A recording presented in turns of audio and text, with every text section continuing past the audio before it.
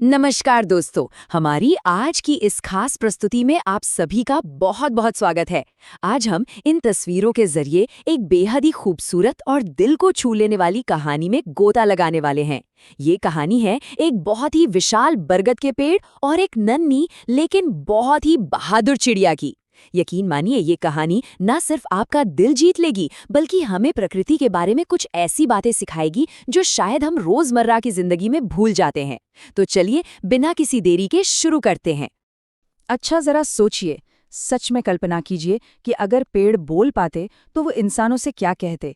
क्या वो हमसे शिकायत करते या हमें धन्यवाद देते?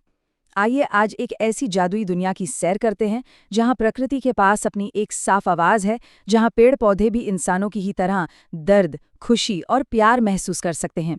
तो हमारी ये कहानी शुरू होती है एक छोटे से गांव के बाहर। जरा इस तस्वीर को देखिए। कल्पना कीजिए एक ऐसे प्राचीन सालों पुराने बरगद की जो आकार में इतना विशाल था कि अगर 4 लोग एक साथ हाथ पकड़ के खड़े हो जाए ना, तब भी वो उसके मोटे तने को पूरी तरह घेर नहीं सकते थे। इसकी लंबी लंबी जटाएं आसमान से सीधे जमीन को छूती थीं, और जब भी हवा चलती तो इसकी घनी शाखाओं और पत्तों की जो सर सर की आवाज होती थी ना, सच कहूं तो उस सरसराहट से पूरे जंगल में एक अद्भुत जादुई सुकून भर जाता था। यह पेड़ सचमुच कुदरत का एक बहुत बड़ा चमत्कार था। और ये स्लाइड हमें बहुत ही शानदार तरीके से दिखाती है कि कैसे इस पेड़ ने हमेशा बिल्कुल एक परिवार के मुखिया की तरह सबका ध्यान रखा। गांव वालों ने बड़े ही प्यार और सम्मान से इसे एक नाम दिया था, जंगल का रक्षक।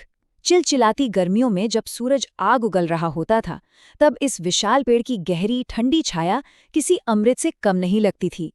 भारी बारिश में ये सबको भीगने से बचाता और कड़कड़ाती सर्दियों में बेघर पक्षियों को एक गर्म और सुरक्षित घर देता था। अब इतने बड़े पेड़ पे जाहिर है कि ढेरों खुशहाल निवासी भी रहते थे। तोते, मैना, गौरैया, कबूतर और कोयल, इन सब ने इसे अपना प्यारा सा घर बना लिया था।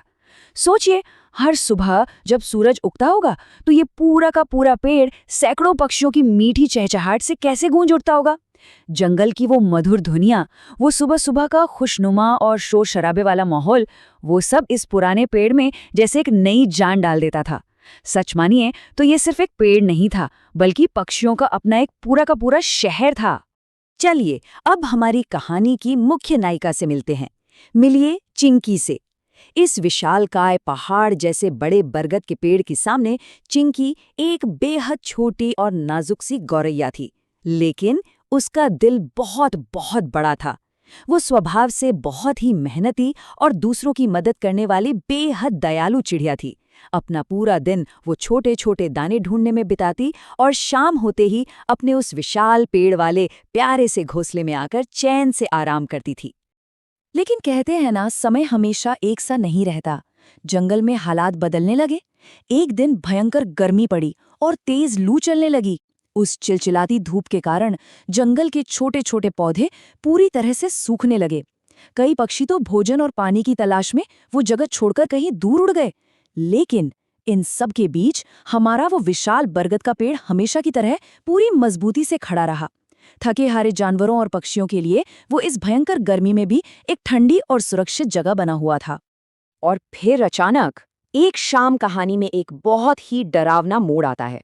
कुछ लकड़हारे अपनी तेज और चमकदार कुल्हाड़ियां लेकर सीधे पेड़ की ओर चले आ रहे थे। उनकी नजर इस पेड़ की उस सुकून देने वाली ठंडी छांव या इसकी सुंदरता पर बिल्कुल नहीं थी। उन्हें तो बस इसकी लकड़ियों से मतलब था। वे आपस में बातें कर रहे थे कि इस पुराने बरगद को काटकर उन्हें ढेर सारी लकड़ी मिल जाएगी। ये सचमुच पूरे जंगल के लिए एक बेहद खतरनाक पल था। अब जाहिर सी बात है, उन कुल्हाड़ियों को देखकर बाकी सारे पक्षी बुरी तरह घबरा गए। डर के मारे वो तुरंत अपना घर छोड़कर भागना चाहते थे। लेकिन हमारी बहादुर और दयालु चिंकी ने ऐसा करने से साफ इनकार कर दिया। उसने बाकी पक्षियों को समझाया कि देखिए, इस पेड़ ने सालों तक एक रक्षक की तरह हमारी हिफाजत की है, हमें छाया दी है। तो अब जब पेड़ पर मुसीबत आई है तो हमें भी हर हाल में इसकी रक्षा करनी ही चाहिए। अब इस स्लाइड पे जरा ध्यान दीजिए, क्योंकि इसके बाद जो हुआ वो सच में हैरान कर देने वाला था। उन छोटे छोटे जीवों ने एकजुट होकर एक बहुत बड़ा कदम उठाया। अगली सुबह लकड़हारों ने जैसे ही पेड़ पर कुल्हाड़ी उठाई, तोते उनकी सिर के ऊपर एकदम तेजी से मंडराने लगे। कौवों ने अपनी पूरी ताकत से जोर जोर से काँव काँव करना शुरू कर दिया और मैना भी तेज आवाज में चीखने लगी। पूरे जंगल में भारी शोर और अफरा तफरी मच गई। जरा सोचिए, ये छोटे छोटे पक्षी अपनी पूरी ताकत से एक इतने विशाल पेड़ की जान बचा रहे थे। आइए देखते हैं कि ये कहानी को कैसे आगे बढ़ाता है। पक्षियों के इस जोरदार हमले और उस भारी शोर शराबे ने पास के गांव वालों को सचेत कर दिया। वे तुरंत ये देखने के लिए सीधे जंगल की ओर दौड़ पड़े कि आखिर इतनी जोरदार आवाजें आ क्यों रही हैं और लकड़हारों के साथ वहां ऐसा क्या हो रहा है जिसने पूरे जंगल को सिर पर उठा लिया है। गांव वाले जब हाँफते हुए वहां पहुंचे तो उनके एक समझदार बुजुर्ग ने तुरंत आगे आकर लकड़हारों को रोका। उन्होंने बहुत ही शांति लेकिन कड़े शब्दों में समझाया कि देखिए, ये पेड़ सिर्फ लकड़ी का एक टुकड़ा भर नहीं है, ये हमारे पूरे गांव की पहचान है। इसने न जाने कितने अनगिनत इंसानों और जीवों को जीवन दिया है, उन्हें सहारा दिया है, इसलिए इसे काटना बिल्कुल भी सही नहीं होगा। और पता है, बुजुर्ग की ये बात सुनकर लकड़हारों को भी अपनी भारी गलती का एहसास हो गया। उन्होंने बिना कोई बहस किए शांति से अपनी कुल्हाड़ियां वहीं नीचे रख दी और वहां से लौट गए। ये देखते ही सभी पक्षी खुशी से झूम उठे। हमारी चिंकी ने तो जैसे एक गहरी राहत की सांस ली। उस समय ठंडी हवा धीरे धीरे सरसरा रही थी, पत्ते झूम रहे थे और ऐसा लग रहा था मानो वो विशाल बरगद का पेड़ अपनी जान बचाने वाले इन छोटे दोस्तों को देखकर दिल से मुस्कुरा रहा हो। तो सबसे अहम बात यह है कि इस घटना ने पूरे गांव को हमेशा के लिए बदल कर रख दिया। गांव वालों ने उस विशाल पेड़ की और भी ज्यादा देखभाल करनी शुरू कर दी। उन्होंने गांव के सभी छोटे बच्चों को बहुत ही आसान और प्यारे शब्दों में ये जरूरी बात सिखाई कि पेड़ सिर्फ पौधे नहीं होते, वो हमें जीवन देते हैं और हमारे सबसे सच्चे साथी होते हैं। हमारी आज की इस कहानी का मुख्य संदेश बहुत ही स्पष्ट और सुंदर है।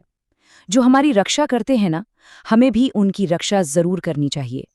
प्रकृति सचमुच हमारी सबसे बड़ी और सबसे अच्छी मित्र है।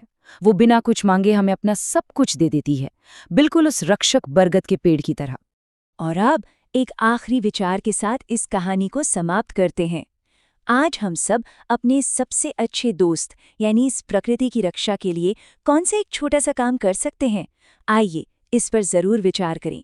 शायद हम सब भी उस छोटी सी दयालु चिंकी की तरह प्रकृति के रक्षक बन सकते हैं, है ना? आज की इस प्यारी सी प्रस्तुति में हमारे साथ जुड़ने के लिए बहुत बहुत धन्यवाद। मिलते हैं अगली बार